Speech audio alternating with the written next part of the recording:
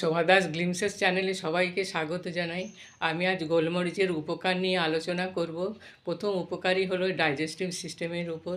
এটাতে স্টমাকে hydrochloric acid বাড়ায়, যার ফলে আমাদের হজমে সাহায্য করে।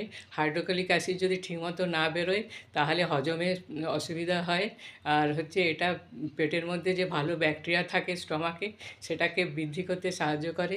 যত বেশি ভালো ব্যাকটেরিয়া থাকবে তত হজমে সাহায্য করবে, বা যা আমরা খাবো তা পুষ্টি লাগবে। যদি কোনো কারণে এই ভালো ব্যাকটেরিয়ার অভাব হয়, কমে যায়, তাহলে আমরা ভালো খেলেও সেটা পুষ্টি লাগে না শরীরে, দিন দিন দুর্বল হয়ে যাবে শরীর।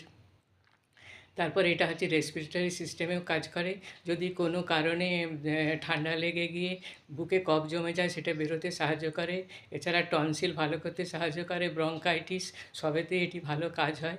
এটিতে হার্ট হেলথও ভালো রাখে, কারণ এটি কোলেস্টেরলকে কমায় আর ব্লাড সার্কুলেশন বাড়ায়।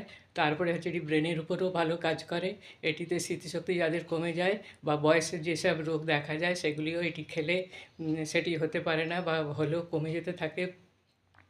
এটিতে জয়েন্ট পেনের উপরও ভালো কাজ করে, বা আর্থাইটিস বা বাত যাকে আমরা বলি, যেটা ইনফ্লামেশনের কারণে হয়, সেটিতেও এটি ভালো কাজ করে। কাজেই বুঝতে পারছেন গোলমরিচের খুব উপকার আছে। এটি প্রতিদিন যদি দুটি চিবিয়ে সকালে খাওয়া যায়, তারপর ঈষদুষ্ণ এক গ্লাস জল খাওয়া যায়, তাহলে এই উপকার পুরো মাত্রায় পাওয়া যায়।